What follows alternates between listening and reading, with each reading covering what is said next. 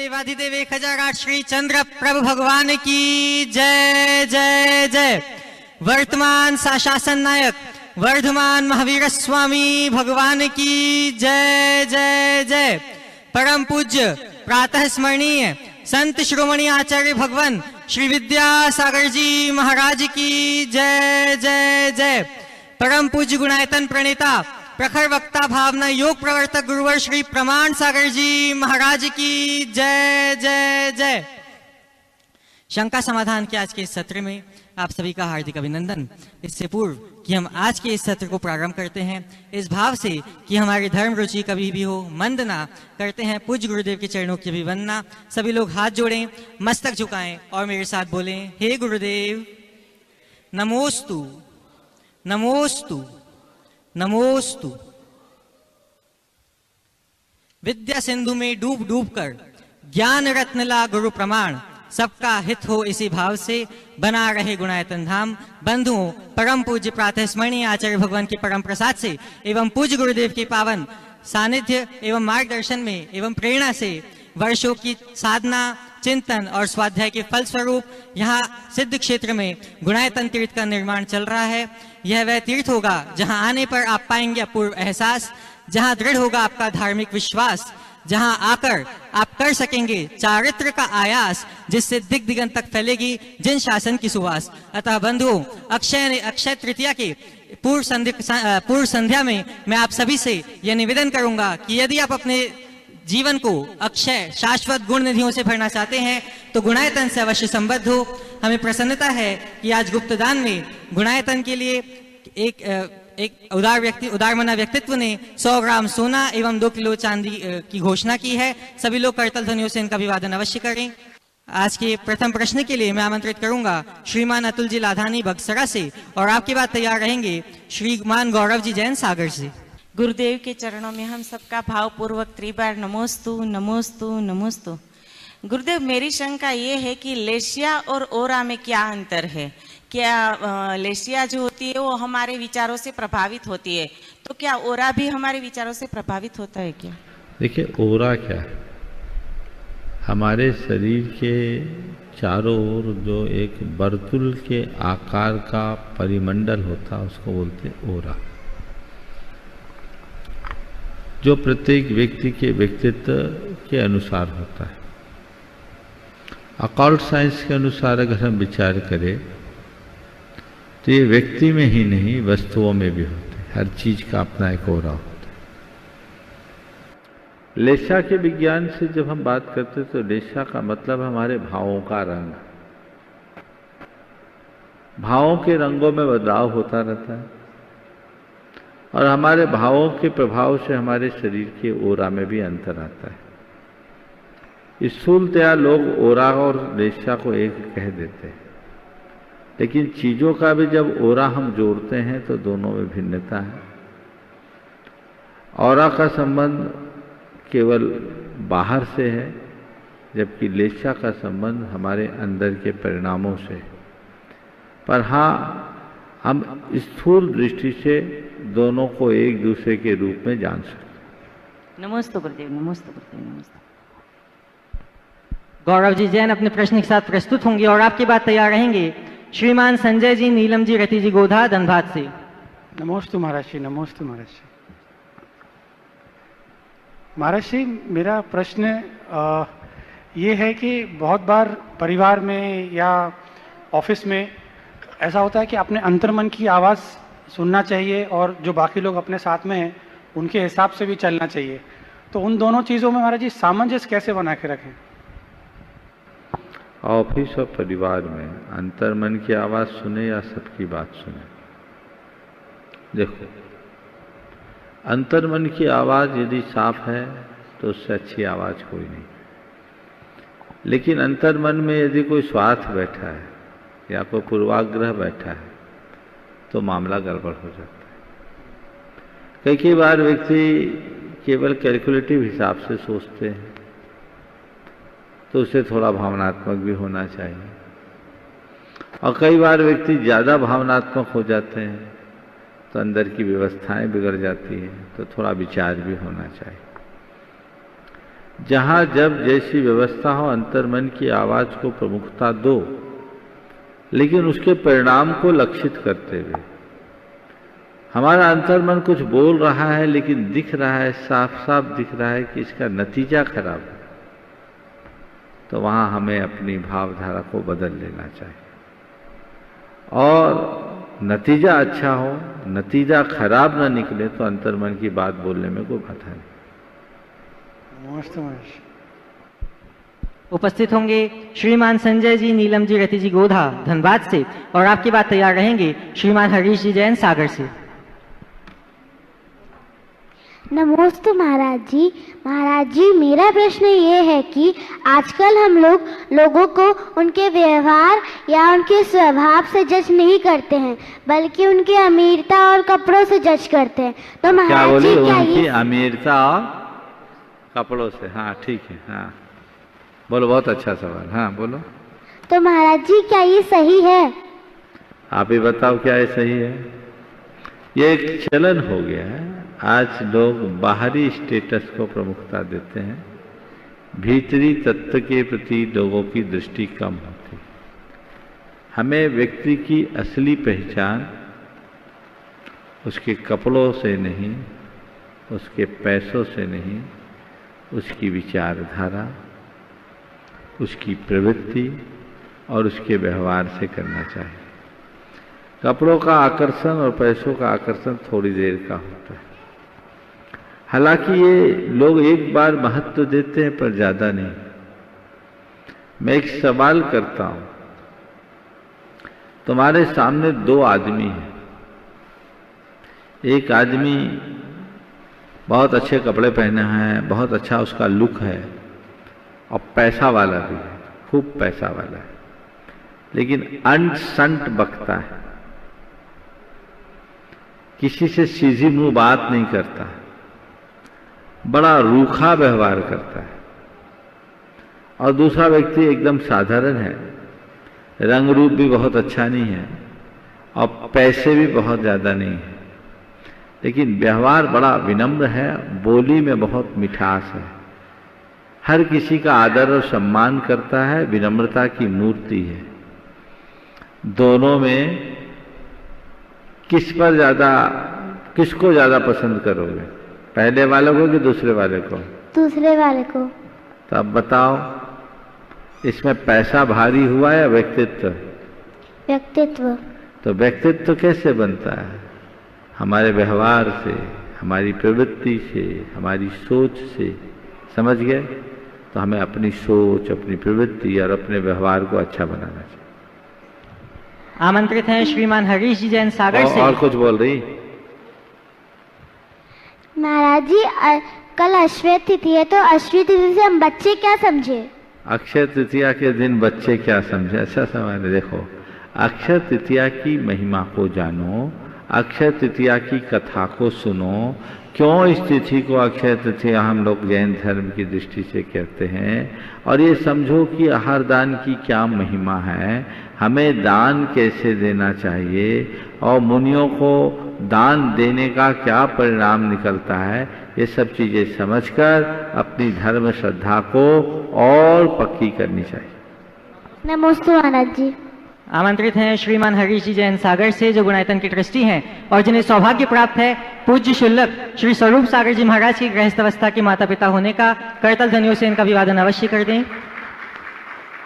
नमोस्तु महाराज जी, नमोस्तु महाराज जी, नमोस्तु महाराज जी। महाराज जी, मैंने अभी पढ़ा है पदार्थों में षटगुणी हानि वृद्धि होती है, षटगुणी हानि वृद्धि। एक दो लोग उसमें समझा भी है लेकिन समझ में नहीं आया महाराज जी अभी तक। इसका कोई उपाय नहीं है। आगम प्रामाण्यात अभ्युपगम्य माना नाम, बस इसको आगम के प्रमाण से जानो, बाकी उसके बारे में थोड़ा सा कोई बैकग्राउंड इसको बताया नहीं जा सकता। नमस्ते महाराज जी, नमस्ते महाराज। अगले प्रश्न के लिए आमंत्रित हैं श्रीमान सुभाष जी जैन गुणायतन सीईओ, और आपकी बात तैयार रहेंगे श्रीमान एनएल जी जैन कोषाध्यक्ष गुणायतन। परम श्रद्धेय गुरुदेव के चरणों में शत नमन।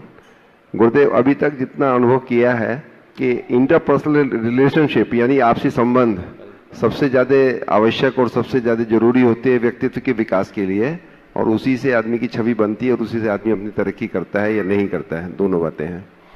और गुरुदेव, लेकिन इसको ठीक से एजुकेशन का पार्ट बनाना, पढ़ाना शुरू से हम लोगों को ट्रेनिंग देना वैसा उतना बिल्कुल औपचारिक रूप से नहीं सिखाया जाता है। ऐसा कोई फिजिक्स पढ़ते हैं, केमिस्ट्री पढ़ते हैं, मैथमेटिक्स पढ़ते हैं बच्चे, लेकिन ये सब्जेक्ट जो इतना जरूरी है उसको नहीं पढ़ाया जाता है स्कूलों में, हमारी एजुकेशन का पार्ट नहीं है। तो गुरुदेव, हमारे आचार्यों ने धर्म शास्त्रों में इस डायरेक्शन में कुछ जरूर लिखा होगा, सोचा होगा गुरुदेव। हमारे धर्म ग्रंथों का तो पहला पाठ ही था धर्मम चर सत्यम बद धर्मम चर। अतिथि देवो भव, मातृदेवो भव, पितृदेवो भव, ये संस्कार में हमारे पास शुरू से था। वर्तमान में ये सब चीज़ें नहीं पढ़ाई जाती क्योंकि वर्तमान की शिक्षा पद्धति ही एकदम गड़बड़ है। ये मैकाले की शिक्षा पद्धति जब से लागू हुई, हमारी सारी अंदर की व्यवस्थाएं खत्म हो गई। हमारे देश में आचार, नीति, धर्म, अध्यात्म सबका बोध कराया जाता था और उनमें परस्परता, प्रेम, बंधुत्व, आत्मीयता, सहजीवन और मैत्री की भावना, अहिंसा की भावना लोगों के हृदय में कूट कूट करके भरी जाती थी। उस युग में हमारी शिक्षा मूल्य परक होती थी। हमें शिक्षा के नाम पर केवल चीज़ें नहीं सिखाई जाती थी, जीवन का विज्ञान सिखाया जाता था जिसमें हमारा नैतिक, चारित्रिक और भावनात्मक विकास भी होता था, केवल बौद्धिक विकास नहीं होता था। आज की शिक्षा पद्धति में बौद्धिक विकास हो रहा है और ये सब कोर्स में नहीं पढ़ाया जाता, लेकिन बाद में पर्सनालिटी डेवलपमेंट के कोर्स होते हैं, मोटिवेशनल्स रहते हैं, लाखों लाख रुपया लोग फीस देते हैं अपने रिलेशंस को ठीक करने के लिए। आप बड़े कारपोरेट में काम कर चुके हैं, समय समय पर ऐसे लोगों को आपने बुला करके उनके कार्यक्रम भी रखे होंगे, उनके सेमिनार्स भी रखे होंगे, क्योंकि जड़ तो जड़ है, इसे सींचे बिना पेड़ को कभी हरा नहीं रखा जा सकता। तो इस समय के प्रभाव में लोगों ने भले उनकी उपेक्षा कर दी हो, पर असलियत को कभी छिपाया न जा सकता। श्रीमान एनएलजी जैन अपना प्रश्न प्रस्तुत करें उससे पूर्व, बंधुओं, कल अक्षय तृतीया का पावन दिन है और यह हमारे लिए अत्यंत हर्ष की बात है कि कल आचार्य भगवान के कर कमलों से शुल्लक दीक्षा प्राप्त पूज्य शुल्लक श्री आदर सागर जी, समादर सागर जी, चिद्रूप सागर जी, स्वरूप सागर जी एवं सुभग सागर जी महाराज 1500 किलोमीटर की लंबी यात्रा तय करके पूज्य गुरुदेव के चरणों में विश्रांति एवं शांति का अनुभव करेंगे। वे कल सुबह 6:30 बजे से धायतन से प्रस्थान करेंगे और यहाँ पे पूज्य गुरुदेव के चरण सन्निधि को प्राप्त करेंगे। आप सभी लोग इस अवसर पे 7 बजे आएंगे एवं 7 बजे गुणायतन में आकर पूज्य गुरुदेव की चरण सन्निधि को प्राप्त करेंगे। आप सभी लोग इस अवसर का लाभ अवश्य लें और अपने जीवन को धन्य करें। प्रश्न प्रस्तुत करेंगे श्रीमान एनएलजी जैन, गुणायतन कोषाध्यक्ष, और आपकी बात तैयार रहेंगे श्रीमती चंद्रकला जी पाटनी, रांची से। परम पूज्यवर, सादर नमन, वंदन। महाराज श्री, मेरा स्वयं का क्वेश्चन नहीं है, एक जनरल क्वेश्चन है, तो सबके लिए है, साधारण है। गृहस्थ अपने जीवन को आलोकित करने के लिए क्या करे कि वो सफल तो हो जाए? आलोकित करने के लिए क्या करे कि आगे क्या बोला आपने? कि वो सफल रहे, सफल रहे। देखिए, जीवन को आलोकित करने के लिए कुछ नहीं करना है, भगवान के उपदेश के आलोक में जीना शुरू कर दो। जो रास्ता हमें भगवान ने बताया, जो मार्ग हमें भगवान से मिला, यदि उस मार्ग पर हम चलने लगेंगे तो हमारा जीवन स्वाभाविक रूप से आलोकित होगा और हम अपने जीवन में सफलीभूत हो सकेंगे। हमें अपने आचार में, अपने विचार में, अपने व्यवहार में इन सब को प्रतिष्ठा देने की जरूरत है। जब हम इन्हें अपने जीवन में प्रतिष्ठित करेंगे, उसका प्रकाश और तेज हमारे जीवन में पड़े बिना नहीं रहेगा। नमोस्तु महाराज श्री। उपस्थित होंगी श्रीमती चंद्रकला जी पाटनी, रांची से, और आपकी बात तैयार रहेंगी ब्रह्मचारिणी सुनीता दीदी जी, बांसा से। मेरी तरफ से, जगत के सब्जियों की तरफ से मुनिराज के चरणों में नमोस्तु। महाराज श्री, कल अक्षय तृतीया है और कल के दिन सब भगवान के चरणों में गुड़ चढ़ाते हैं, तो गुड़ चढ़ाना सही है क्या? हमें ये नहीं मालूम गुड़ क्यों चढ़ाते। मुझे ये लगता है कि अक्षय तृतीया के दिन भगवान ऋषभदेव की कोई पारना हुई, उन्होंने गन्ने का रस लिया 3 अंजलि। अब भगवान ने तो पारना कर दी, अब रस तो हम मंदिर में कैसे चलाएं? तो लोगों ने सोचा होगा कि चलो गुड़ चढ़ा दो, और एक परंपरा बन गई। ये उचित नहीं है। ना हम भगवान को कुछ खिला सकते हैं, न पिला सकते हैं। अष्टद्रव्य से भगवान की पूजा का विधान है। गुड़ आदि की परंपरा कहाँ से आई पता नहीं, लेकिन ये चीज़ें ठीक नहीं है। और कई जगह लोग चढ़ाते हैं। लोगों को विवेक रखना चाहिए। आप भगवान की पूजा करिए, भक्ति कीजिए। साधुओं का सुलाभ मिले तो आप उनको आहार दान देने की भावना भाइये, दीजिए। जो लोग नहीं दे सकते वो परोक्ष रूप से दें। जिनको है तो टीवी चैनलों में आहार दान सबका दिखाया जाता है, कम से कम देख के अनुमोदना कर ले, ऐसी व्यवस्थाएं करें। और अपने जीवन में देव शास्त्र और गुरु के प्रति समर्पित रहने का संकल्प जगा दे। यदि ये सब बातें होती है तो हमारा जीवन बेहतर बनता है। हम अपने जीवन को सुंदर बना करके आगे बढ़ सकते हैं, और जो मूल मार्ग है उसी के अनुरूप चलना चाहिए। गुड़ चढ़ाने की परंपरा बुंदेलखंड में नहीं है, ये ज़्यादातर खंडेलवाल समाज में है। हाँ, और उसमें चीटियाँ भी आ जाती है। आप गुड़ जहाँ चढ़ाओगे तो फिर उसके बाद का हाल तो बेहाल ही होता है। ये उचित नहीं। बंधुओं, कल वह पावन दिन है जब 5 शुल्क महाराज अपने जीवन के तारणहार, भव समुद्र से तारणहार पूज्य गुरुदेव के सानिध्य को प्राप्त करेंगे। अतः मैं आप सभी से निवेदन करूंगा कि सुबह 6:30 बजे सिद्धायतन पहुंच के उनकी आगवानी में अवश्य सम्मिलित हो और उनका उत्साहवर्धन अवश्य करें। आमंत्रित हैं उत्साहवर्धन अवश्य अपने आप को कृतार्थ करें। उनका उत्साह क्या वर्धन करेंगे, वो तो उत्साहित हो क्या है। चलो, आमंत्रित हैं ब्रह्मचारिणी सुनीता दीदी जी बांसा से, और आपकी बात तैयार रहेंगी श्रीमती लता जी गंगवाल गया से। गुरुवर के चरणों में हमारी माँ की तरफ से बारंबार नमोस्तु नमोस्तु नमोस्तु, सब परिवार का नमोस्तु। महाराज जी, हम लोग चित्र में देखते हैं ये अक्षय तृतीया के दिन राजा श्रेयांश की रानी, लेकिन जो सोम राजा हैं वो अकेले ही खड़े रहते हैं। उनके साथ या वो बाल ब्रह्मचारी हैं या उनकी जो रानी है उनका कहीं उल्लेख मिलता है। और इसके साथ में अक्षय तृतीया मनाना, जैसे जितने भी तीर्थंकर हुए हैं या जितने भी मुनिराज आदि आचार्य महाराज बड़े बड़े होते हैं, तो बड़े बड़े लोगों के इधर ही इनका आहार हुआ है। ये अतिशयोक्ति कहें हम या इनका पुण्य कहें, या ये लोग कोई तीव्रता से कोई ऐसा दान दे करके आए हैं कि जो छायक सम्यक दृष्टि मोक्षगामी जीव उनको आहार देने का इन लोगों को सौभाग्य मिलता है। देखिए, बहुत अच्छी बात है। जहाँ तक भगवान ऋषभदेव के आहार का सवाल, राजा श्रेयांश को सपना आया, कहीं कहीं उन्हें निमित्त जाति स्मरण का भी उल्लेख आता है, और सपने से उन्होंने भगवान की विधि जानी। उनके ज्येष्ठ भ्राता राजा सोम थे, तो उनकी रानी भी होगी ही होगी। समझ गए?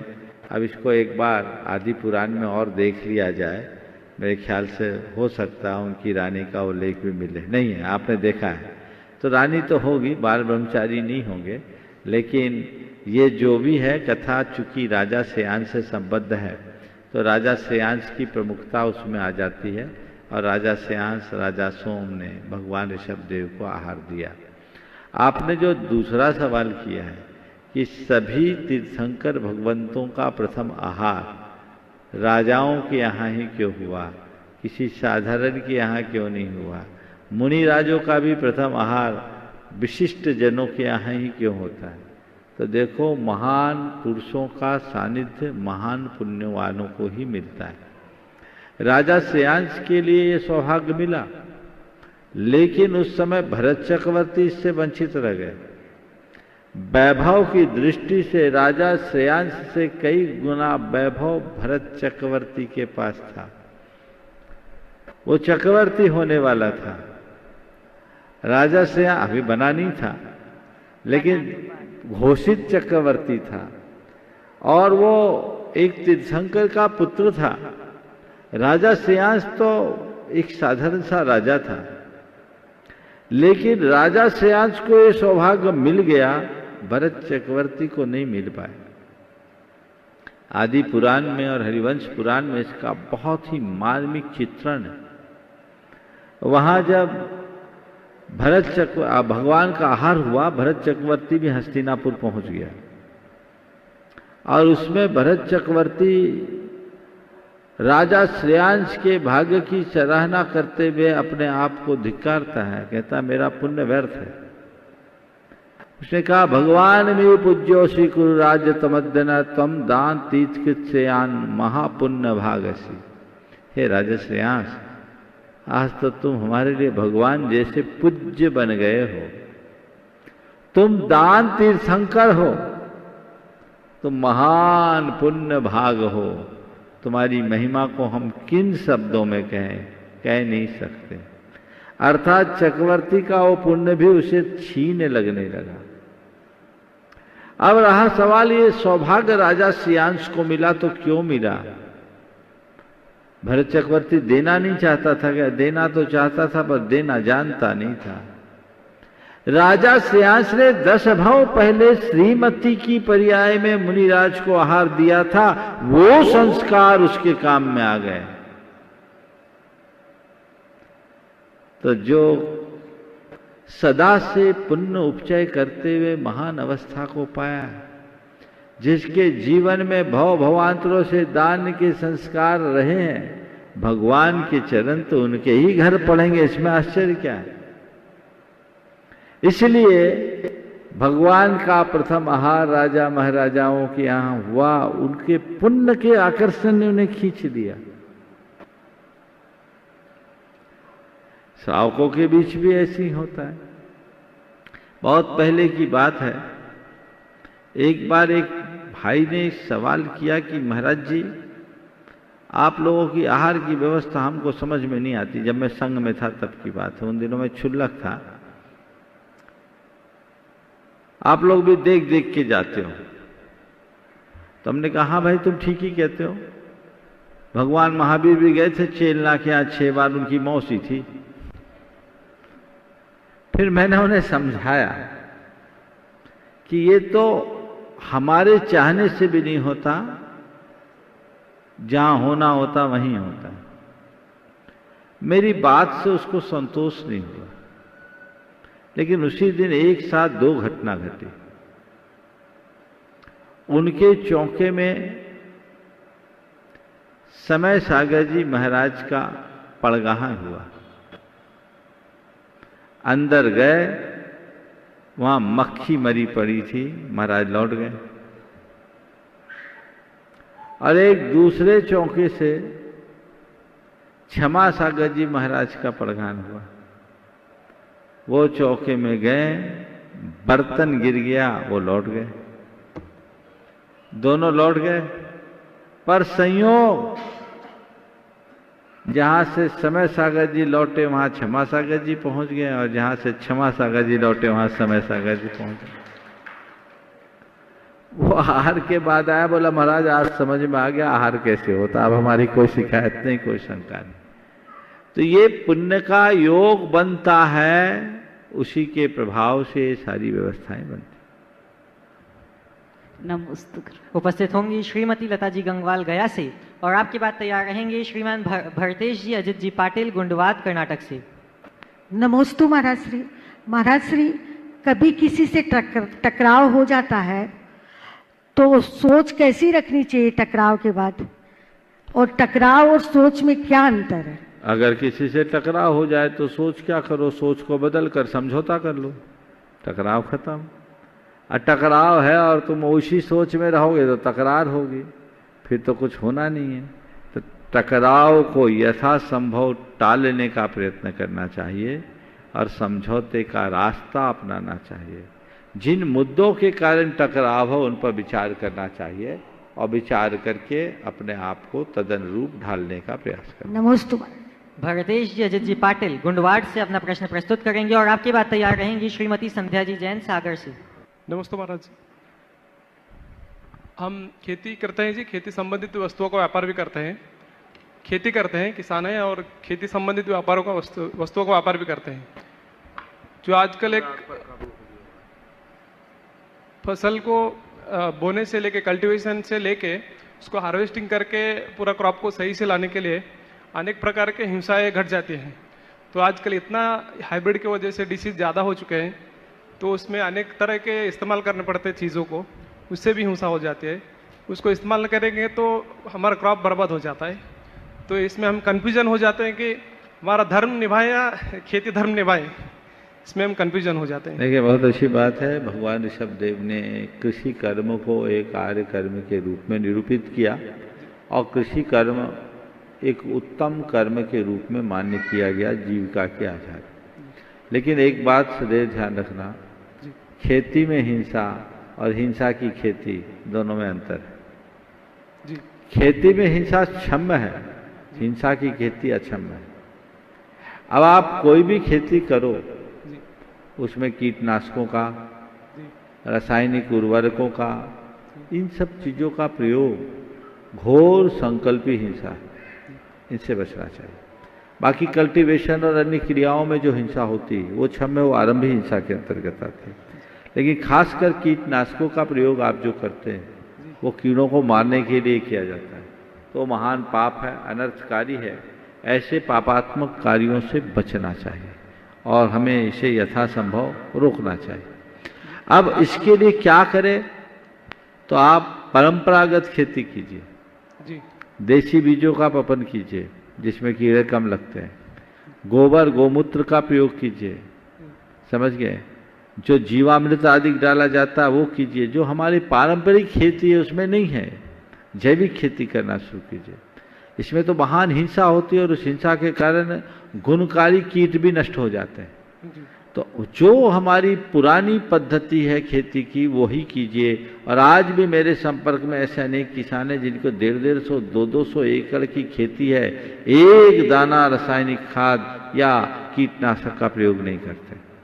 ऐसी ही चीज लीजिए, कम फसल आएगी, केवल तुम्हारे खेत में बोया हुआ बीज नहीं फलता, तुम्हारा पुण्य भी फलता है, समझ गए। मेरे सज्जन, एक संपर्क में एक सज्जन है जिनकी 175 एकड़ की खेती, वो कहते हैं महाराज मैं केवल बीज डालता हूँ, बोता हूँ और काटता हूँ। और उन्होंने एक बात कही थी कि महाराज जी मेरी एक श्रद्धा है, मैं बीज बोने से पहले एक बार महावीर जी जाता हूँ, वहाँ के अखंड दीप का थोड़ा सा घी लेके आता हूँ और अपने बीजों में उन घी को मिलाता हूँ, उस घी को मिलाता हूँ और बो देता हूँ और काटने जाता हूँ, कुछ नहीं करता। पर महाराज आप सबका आशीर्वाद है, पूरे इलाके में सबसे बम्पर फसल हमारी आती है। उन्होंने बोला चने में लोगों को ज़्यादातर कीटनाशक का प्रयोग करना पड़ता है, मध्य प्रदेश की बात कर रहा हूँ, मैं चना बोता ही नहीं, मैं गेहूँ बोता हूँ और मेरी क्रॉप अच्छी आती है और मैं फल फूल रहा हूँ। तो ये चीज़ हमें समझ करके चलना चाहिए। जिस चीज़ को आप जैसे देखोगे वैसे होगा। हो सकता है शुरुआती दौर में आपकी परीक्षा भी हो जाए, लेकिन कम में संतोष करना, हिंसा से बचने का प्रयास करना। एक स्थान में मैं था, मध्य प्रदेश में, जैनियों में सब किसान हैं और बड़े बड़े किसान। तो अपने प्रवचन में मैंने बात की, 1996 की बात है। 2 भाई थे, दोनों भाइयों के पास बड़े बड़े किसान थे, दोनों के पास 100-100, 125 एकड़ ज़मीनें थी।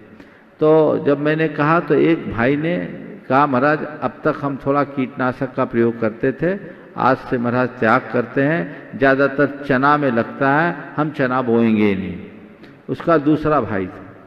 मैंने, लोगों ने बोला महाराज इनको भी बोलिए, मैं उसकी तरफ देखा तो उन्होंने कहा महाराज 2-2 मौड़ियाँ बयाने हैं, मौड़ी यानी बेटी, बुंदेलखंडी में बोला कि 2-2 मौड़ियाँ बयाने हैं, अभी हम नहीं कर सकते।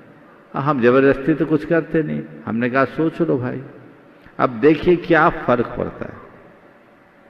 उन्होंने उस साल, ये चातुर्मास की बात है, और उन्होंने उस साल पूरे खेत में चना बोया। चना की फसल अच्छी आती, ज़्यादा आमदनी होगी। और दूसरे ने गेहूं बोया कि हमको कीटनाशक डालना ही नहीं है, पूरे खेत में गेहूं बोया, इनने चना बोया। अब जिन्होंने गेहूं बोया उस साल क्या हुआ कि इल्लियों का प्रकोप आ गया।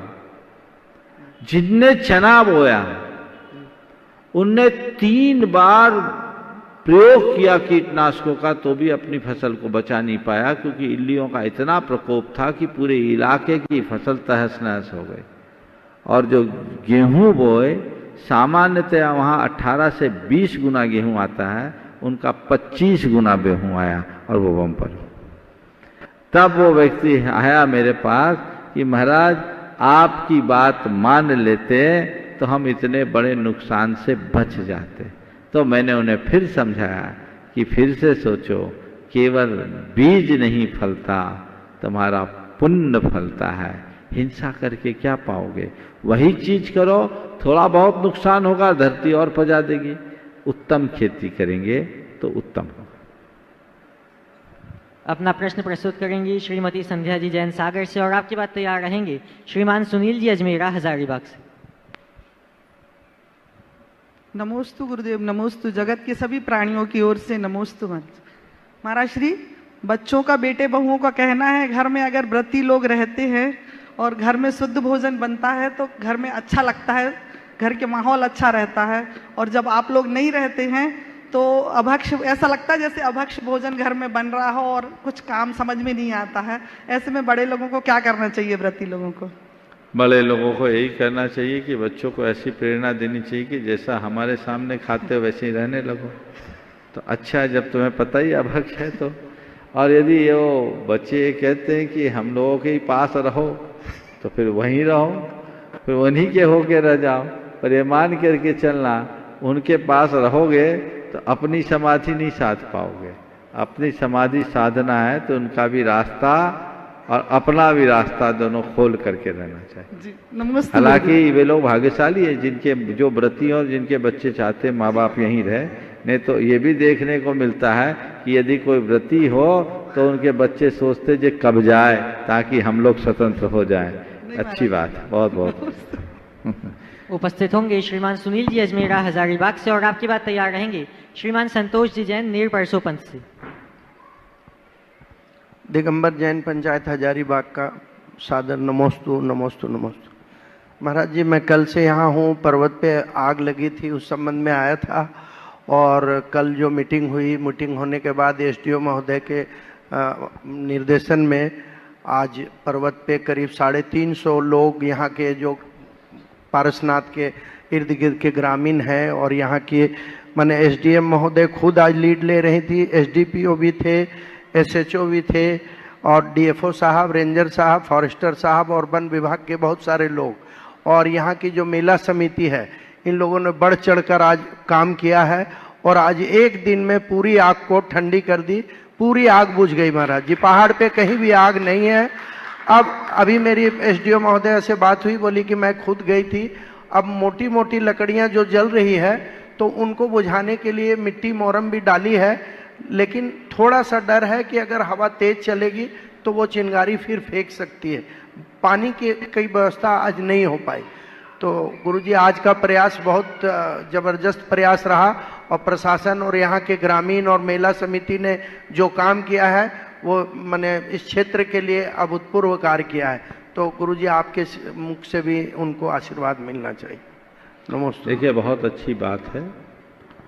इस पर्वत पर, इतना बड़ा पर्वत है जो पूरे क्षेत्र की धरोहर है, प्रायः फरवरी से जून माह के बीच में आग लगती रहती है, पत्तों में आग लगती है। कई बार कुछ लोग भी लगा देते हैं, कभी कभी वो विकराल रूप ले लेती है।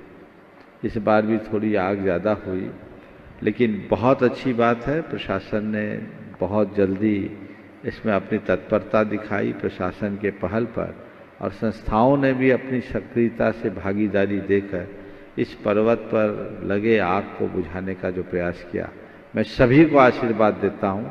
ये एक प्रकार का उत्सर्ग। इसमें सबसे ज्यादा मेला समिति के लोगों ने बहुत बढ़िया काम किया। मैं सभी को आशीर्वाद देता हूँ, मेला समिति के भी सभी सदस्यों को और तुम्हारे प्रशासन के अधिकारी को भी, खासकर एसडीओ और एसडीओपी के लिए जिन्होंने तत्परता दिखाकर, और वन विभाग के अधिकारियों को भी आशीर्वाद देता हूँ कि ये बहुत अच्छा कार्य है। लेकिन इतने मात्र से काम नहीं होगा। ये पर्वत पर उपसर्ग था, उनका निवारण उन लोगों ने किया। हम लोगों का, इन लोगों का तहे दिल से स्वागत करना चाहिए। मैं इन्हें बहुत बहुत आशीर्वाद देता हूँ। लेकिन आगे आग न लगे इसकी व्यवस्था भी सुनिश्चित करनी चाहिए। लगे हाथ प्रशासन से, चूँकि वन विभाग के अंतर्गत है, जो कुछ भी उनके नियमों और विधानों के अनुरूप हो व्यवस्थाओं को देखना चाहिए और सभी संस्थाओं को ऐसे कार्य में कोई कोताही नहीं करनी चाहिए, क्योंकि इस आगजनी में कितनी हिंसा, कितने प्रकार के प्राणी स्वाहा हुए जिसकी कल्पना नहीं कर सकते। मुझे जो रिपोर्ट दी गई, जितनी जानकारी है, उसके हिसाब से मैं मुंह से बोलने में भी संकोच करता हूँ। तो ये फिर भी बहुत जल्दी 2 दिन में इस पर कंट्रोल कर लिया गया। पहले भी अलग अलग भागों में लगी, आगे आग न लगे इस बात को सुनिश्चित करना सबकी जिम्मेदारी। नमस्ते। उपस्थित होंगे श्रीमान संतोष जी जैन नीर परसू पंथ से, और आपके बाद तैयार रहेंगी श्रीमती शकुंतला जी देवी टोंक राजस्थान से। नमस्ते भगवान, हमारे परिवार के तरफ से नमस्ते। और सुबक सागर जी महाराज जी के माता पिता भूषण बोलो। नमस्ते महाराज। हमारी शंका ये है महाराज जी, कुंडलपुर का इतना बड़ा महोत्सव हो गया, वहाँ पर आचार्य श्री के मुख से हमने सुना कि वहाँ पर देवलोग आके अपना कार्य करके गए, और आचार्य श्री की वयावृत्ति करने भी देवलोग आते हैं। तो देवलोग कैसे होते हैं, उनमें आत्मा होती है, शरीर होता है, क्या होता है क्या नहीं, ये हमारी शंका है, इसका हमको समाधान। देखो, आचार्य महाराज ने जो कहा वो किस संदर्भ में कहा ये मैं नहीं जानता, पर ये बात सही है कि कुंडलपुर में 8 दिन के नोटिस में इतना बड़ा जो आयोजन हुआ, आदमियों के बस का तो नहीं। गुरुदेव के आशीर्वाद से हर मनुष्य के हृदय में उस दिव्यता का संचार हुआ, जिससे उनके अंदर का उत्साह अनंत गुना अभिवृंदित हुआ, और उस शक्ति ने उस आयोजन को संपन्न कर दिया। समझ गया? अब रहा सवाल आचार्य श्री की वैयावृत्ति करने देवता लोग आते हैं। अब ये तो मैं नहीं कह सकता कि वो आते हैं कि नहीं आते हैं। अगर कहोगे कि आते हैं तो फिर तुम्हारा दूसरा सवाल होगा, फिर बीमारी काहे पड़ते हैं। पर मैं इतना जानता हूँ कि आचार्य महाराज के चरणों की रज पाने के लिए देवता भी तरसते हैं, ऐसा कहा जाए तो इसमें कोई संशय नहीं। वो महान आत्मा है, इस युग में वे भगवान स्वरूप हैं, और हम सबका सौभाग्य है कि हमें उनकी शरण पाने का सुअवसर मिले। नमस्ते। नमस्ते। उपस्थित होंगी श्रीमती शकुंतला जी देवी टोंक राजस्थान से। मेरी और संसार के सभी जीवों की तरफ से बारंबार नमोस्तु नमोस्तु नमोस्तु। महाराज जी, स्वधर्म इंद्र के विमान से और सिद्धशिला का एक ही बाढ़ का ही अंतर है। बोलिए। स्वधर्म इंद्र के विमान से सिद्धशिला का एक बाढ़ का ही अंतर है, इसका क्या मतलब हुआ? स्वधर्म इंद्र के विमान से सिद्धशिला का एक बाल का ही अंतर नहीं, सुधार लीजिए। स्वधर्म सर के ऋतु विमान से मेरु पर्वत की चूलिका के बीच एक बाल का अंतर। समझ गए? यानी दो मेरु की चूलिका स्वधर्म सर्ग के ऋतु विमान से जुड़ी हुई है। दोनों के बीच में गैप कितना, जितना एक बाल होता है, ये अर्थ। इतना सा भी पार नहीं होता। बिल्कुल। नमस्ते महाराज। हैदराबाद से श्रीमती गुणमाला रमेश जी काला आपके चरणों में नमोस्तु निवेदित करते हुए पूछ रही हैं, गुरुदेव, अक्षय तृतीया पर सोना चांदी जमीन जायदाद खरीदना शुभ मानते हैं, जो कि कभी भी नष्ट हो सकते हैं। हम ऐसा क्या करें कि हम सभी अपने जीवन में अक्षय निधियों को प्राप्त कर सकें? देखिए, अक्षय तृतीया को लोग अक्षय निधि का प्रतीक मानते हैं, तो सोचते हैं अक्षय तृतीया के दिन जो हम घर में लाएंगे वो अक्षय हो जाए। ये विश्वास लोगों के मन में आ गया। तो लोगों ने कहा सोना खरीदो तो घर में सोना भर जाए, चांदी लाओ तो चांदी आ जाए। फिर वर्तमान में मीडिया इसको ज़्यादा हाईलाइट करता है, और जितने ज्वेलर्स हैं वो भी अपनी चांदी कर लेते हैं। इसकी पूरी मार्केटिंग हो जाती है, तो सब ले आते हैं। मुझे नहीं मालूम कि हर साल सोना चांदी लेने वाले कितने माला माल हुए, पर मुझे इतना पता है कि ऐसे समय में जो सोने चांदी का मोह त्याग कर दान करते हैं वो निहाल होते हैं, वो माला माल है। इस दिन घर में संग्रह करने का दिन नहीं है, ये दिन त्याग करने का दिन है। इस दिन दान तीर्थ की प्रवृत्ति हुई, और जब दान से ही कल्याण है तो हमें दान देने के लिए उत्साहित होना चाहिए। कल की तिथि में हर व्यक्ति को अपनी सामर्थ्य के अनुसार कुछ न कुछ दान अवश्य करना चाहिए। जहां उनको उचित लगता हो उस कार्य के लिए दान दे जो जीवन का उत्थान कर सके। महावीर नगर दुर्गापुरा जयपुर से श्रीमान प्रमोद कुमार जी जैन पापड़ीवाल। नमोस्तु महाराज जी। कौआ कोयल की आवाज़ को तो दबा सकता है, मगर खुद की आवाज़ मधुर नहीं बना सकता। उसी तरह निंदा करने वाला व्यक्ति सज्जन को बदनाम कर सकता है मगर खुद को सज्जन नहीं बना सकता। प्रश्न यह है कि हम सदा सज्जन बने रहें, इसके लिए हम किन बातों का हमेशा ध्यान रखें? कृपया मार्गदर्शन प्रदान करें। बहुत अच्छा वाक्य है। कौवा कोयल की आवाज़ को दबा तो सकता है पर कोयल जैसी मधुरता नहीं पा सकता। निंदा करने वाला व्यक्ति सज्जन को बदनाम तो कर सकता है पर खुद सज्जन नहीं बन सकता। अपने जीवन में सज्जनता को प्रकट करने के लिए हम किन बातों को आत्मसात करें? मेरे ख्याल से अपने जीवन में सज्जनता को प्रकट करना चाहते हैं तो 4 बातों को सदैव ध्यान में रखें। पहली बात, गुनाहग्राही दृष्टि रखें। दूसरों के दोषों को नज़रअंदाज करें और गुणों को ग्रहण करने में कभी कोई कमी न करें। गुण ग्रहण का भाव रहे नित, दृष्टि न दोषों पर जावे की उक्ति को चरितार्थ करे। तो पहली बात हम क्या करें? गुणग्राही दृष्टि रखें। दूसरी बात, हम अपने भाषा में मधुरता का प्रयोग करें, मधुर भाषी बने, मृदु भाषी बने। हमारी वाणी में विनम्रता होनी चाहिए जिसमें आरोप, आक्षेप, अपमान या आलोचना परक शब्दों का प्रयोग नहीं होना चाहिए।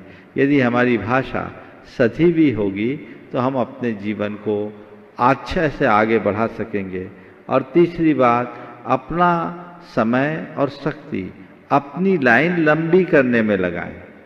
दूसरों की लाइन काटने में अपनी शक्ति को न खपाएं। अपनी पूरी शक्ति स्वयं की शक्ति को बढ़ाने में लगाएं। अपनी क्षमता को बढ़ाने में लगाने की कोशिश करें। और चौथी बात जो अपने व्यक्तित्व को निखारने के लिए बहुत आवश्यक और अपेक्षित लगती है वह है सकारात्मकता को जीवन का आदर्श बनाएं। अपने सोच और व्यवहार में सकारात्मकता लेकर चलें। कानपुर भोपाल से दीपेश जी जैन पूछ रहे हैं, नमोस्तु गुरुदेव, जीवन में उत्कृष्ट गुरु कैसे ढूंढें जिससे हमारा कल्याण हो सके? जीवन में उत्कृष्ट गुरु कैसे ढूंढे जिससे कल्याण हो सके? जिनसे तुम्हें उत्कृष्ट प्रेरणा मिलती हो, जो तुम्हें तुम्हारे जीवन की दिशा बताते हैं, समझ लेना वो उत्कृष्ट है। और जो वो बताते हैं वो उनके जीवन में दिखना भी चाहिए। यदि वो तुम्हें दिखता हो तो उन्हें स्वीकार कर लो, उनकी शरण में चले जाओ और फिर तुम्हारा जीवन अपने आप गढ़ना शुरू हो जाएगा।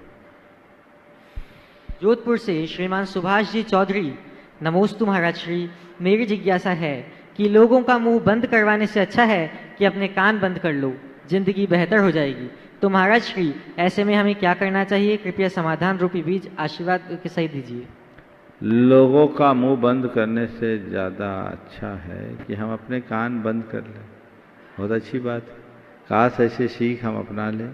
ये बात सही है कि लोगों के मुंह बंद करना हमारे बस की नहीं है, पर लोग कितना भी कैसा भी कुछ भी क्यों ना बोले, मैं उसे अनसुना करूं, ये हमारे हाथ में है। तो हमारी कोशिश ये होनी ही चाहिए कि हम बाकी बातों को अनसुना करके चले, जो चीज़ें हैं उन्हें ही आत्मसात करें और अपने जीवन को आगे बढ़ाने की कोशिश में लग जाएं, जिससे जीवन बेहतर हो सके, सुंदर बन सके। हमें ये बात कभी भूलना नहीं चाहिए कि आलोचना जिंदा आदमी की ही होती है, और जो आदमी जिंदा है तुम्हारी आलोचना हो रही है तो समझ लेना तुम जीवित हो, तुम में कुछ अच्छाई होगी, तभी आलोचना होगी। और इनकी परवाह करोगे तो जीवन कभी आगे नहीं बढ़ा सकोगे। लखनऊ से आरोही जी जैन पूछ रही हैं, नमोस्तु गुरुदेव, मेरा प्रश्न ये है कि आजकल की जनरेशन में एटीट्यूड नाम की बीमारी आ गई है। आज की जनरेशन लेवल देख के बात करती है कि सामने वाले का लेवल मेरे लेवल से मैच करता है या नहीं। तो महाराज जी, ये कहाँ तक उचित है? कृपया मेरी शंका का समाधान करें। कतई उचित नहीं है। ये तो आज की विकृत सोच का परिणाम है, क्योंकि आज सब कुछ बाहरी स्टेटस के साथ नाप जोक किया जाने लगा है। लेकिन कभी कभी ऐसे एटीट्यूड के लोगों को मुँह की खानी पड़ती है जब वो कहीं के नहीं रहते हैं। ये अच्छी बात नहीं है। पर मेरा ये भी मानना है, जिनकी सोच गहरी होती है, ऊंची होती है, वो ऐसा नहीं करते। भले लोग आज अपने आप को बड़ा साबित करने की कोशिश करते हैं, पर मेरे नज़र में बड़ा आदमी वही है जिसके पास आने वाला व्यक्ति अपने आप को छोटा महसूस न करे। तो हमें हमेशा वही व्यक्तित्व बनाना चाहिए और ऐसे ही व्यक्तित्व को अपना आदर्श बना करके चलना चाहिए। हैदराबाद से श्रीमान रमेश जी काला, शंका समाधान अधिपति गुरुवर के चरणों में सपरिवार कोटिशः नमन। गुरुवर, अनुकूल और प्रतिकूल दोनों शब्दों में कूल शब्द आता है, पर हम दोनों ही परिस्थितियों में कूल क्यों नहीं रह पाते? अनुकूलता में जोश और प्रतिकूलता में अवसाद से घिर जाते हैं। हम हर परिस्थिति में कूल कैसे रहें? कृपया समाधान करें।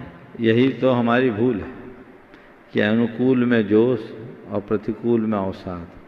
अनुकूल में आप बहुत ज़्यादा कूलने लगते हो और अनुकूल में फूलते हो और प्रतिकूल में कूलते हो। तो ये हमारे जीवन की विडंबना है। जो जीवन के सत्य को जानते हैं वो न तो अनुकूलता में प्रसन्न होते हैं और न ही प्रतिकूलता से व्यथित या व्याकुल होते हैं, क्योंकि हमारे जीवन का जो कुछ भी सुख दुख है, संयोग वियोग है, वे हमारे अधीन नहीं है, वो कर्मों के अधीन है जिन पर हमारा अपना कोई नियंत्रण नहीं। उनको लेकर हम क्या सोच सकते हैं? जो इस सत्य को जानते हैं उनके हृदय में यही बात आती है, होकर सुख में मग्न न फूलूं, दुख में कभी न घबराऊं, इष्ट वियोग अनिष्ट योग में सहनशीलता दिखलाऊं। अपने मन को सदैव कूल बनाए रखना चाहते हो तो संयोगों को कर्माधीन मानो, क्षण क्षयी मानो, पराया मानो और उसे एक प्रकार का सपना मानो। तो ये चारों बातें होगी तो हमारे जीवन में कुछ भी नहीं होगा। कर्माधीन है, कर्म के नियंत्रण में वे हमारे नहीं हैं तो हम उनसे प्रभावित कैसे हों।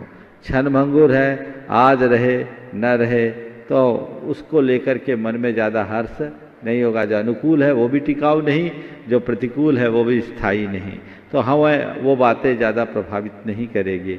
और तीसरी बात, यदि हम अनुकूल और प्रतिकूल को पराया मानेंगे तो पराई चीज़ को पाने में न प्रसन्नता होती है न जाने में तकलीफ, और उन्हें हम सपने की तरह देखने लगे तो जैसे सपने में राजपाट भी मिल जाता है तो प्रसन्नता तभी तक होती जब तक हम सपने में जीते हैं। आंखें खुलते ही सत्य दिख जाता है तो वो सपना था, हमें रंच मात्र भी उसका असर नहीं पड़ता। तो ये जीवन एक सपना है। जो भी चीज़ें हैं बाहर के संयोग वो अपना नहीं है, सपना है। ये सब बातें यदि हृदय में घट जाएगी तो फिर कहीं कठिनाई महसूस नहीं होगी। गुवाहाटी से प्रेरणा जी जैन आपके चरणों में अपनी प्रणति अर्पित करते हुए पूछ रही हैं, गुरुदेव, अक्सर बड़े बोलते हैं कि अमावस्या को एक गृहिणी को बाल नहीं कटवाने चाहिए, बृहस्पतिवार को सर नहीं धोना चाहिए इत्यादि ऐसी अनेक धारणाएं हैं। क्या ये सच में मानने योग्य है? क्या हमारे शास्त्रों में भी ऐसी बातें कही गई हैं? इसका लॉजिक क्या है? देखिए, अमावस्या को या बृहस्पतिवार को ऐसी ऐसी चीज़ें की गई, मैं मुहूर्त की दृष्टि से तो नहीं कहता, पर संयम की दृष्टि से अच्छी बात है कि हम ऐसी तिथियां तय कर ले, इस तिथि को ये कार्य नहीं करेंगे, इस तिथि को ये कार्य नहीं करेंगे, इस तिथि को ये कार्य नहीं करेंगे, तो कम से कम उस तिथि को हमारा तत्संबंधी कुछ तो संयम पलेगा। ऐसी दृष्टि हम अपना सकते हैं और उस दृष्टि को अपना करके चले तो ठीक है। लेकिन कोई कहे कि अमावस्या को क्या बाल कटाने की बात की, बाल कटा लेंगे तो कुछ गड़बड़ हो जाएगा, तो नाई की दुकान तो 7 दिन खुले रहते हैं और लोग सब काम करते हैं। तो ये सब चीज़ें आज के समय में प्रासंगिक बिल्कुल भी नहीं। सहारनपुर से गौरव जी जैन नमोस्तु करते हुए पूछ रहे हैं, गुरुदेव, मेरा प्रश्न यह है कि जिस मकान में हम रह रहे हैं उस मकान के बाहर लॉन में हमने कुछ काम करने के लिए खुदाई कराई और उस खुदाई में कुछ हड्डियाँ और दीपक निकले हैं। वहाँ जगह से हमने साफ तो करा दी, लेकिन उसका और क्या उपाय करना चाहिए उसकी शुद्धि के लिए जिससे पॉजिटिव एनर्जी आए?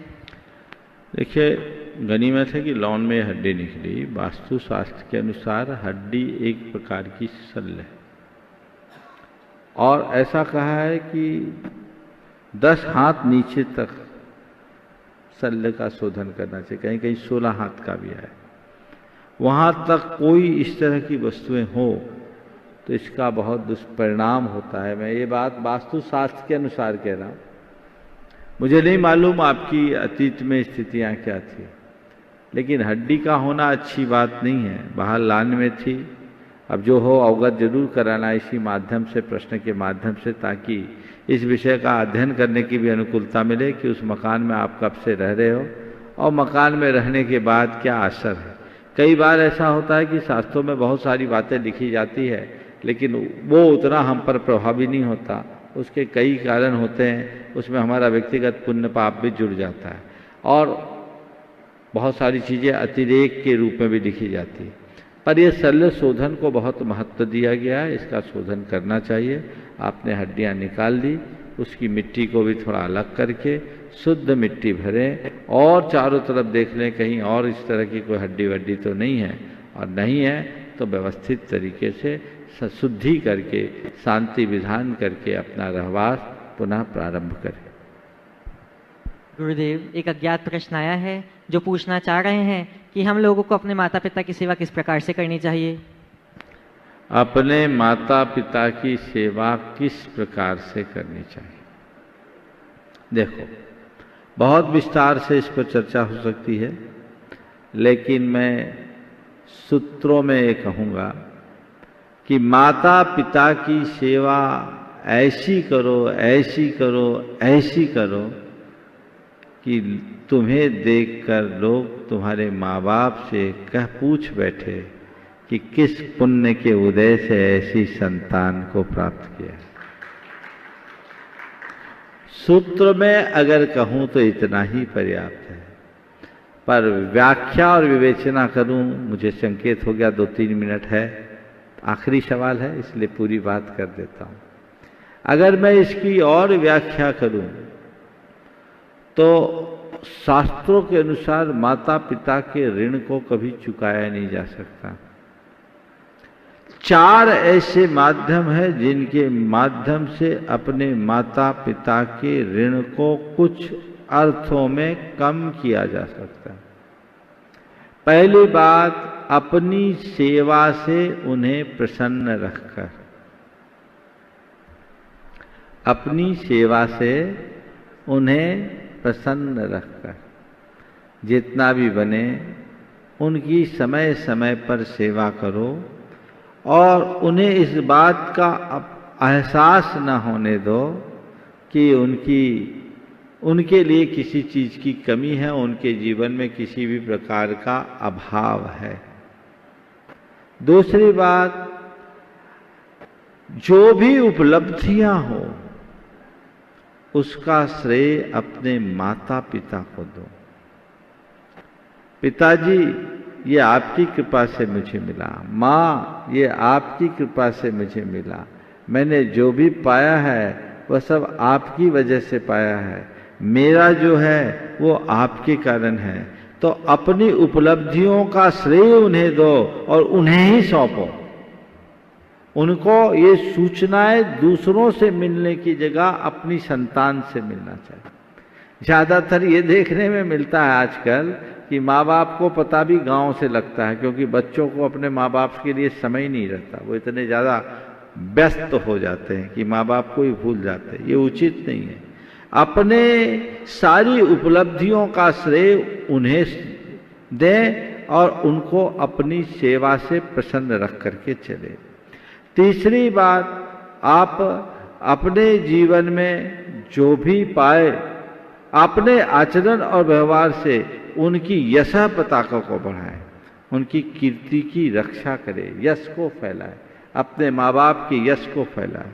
और चौथी बात, उनकी आध्यात्मिक उन्नति में सहायक बने। हर योग्य संतान की जिम्मेदारी है अपनी सेवा से प्रसन्न रखे, उपलब्धियों का श्रेय उनको दे, उनकी कीर्ति को बढ़ाए और उनकी आध्यात्मिक उन्नति में सहायक बने, केवल अपना स्वार्थ न देखे। इनका कल्याण जिस तरीके से हो कार्य करे तो जीवन ऊंचा उठेगा। समय आप सबका हो गया यहीं पर विराम। बोलिए परम पूज्य आचार्य गुरुवर श्री विद्यासागर जी महाराज।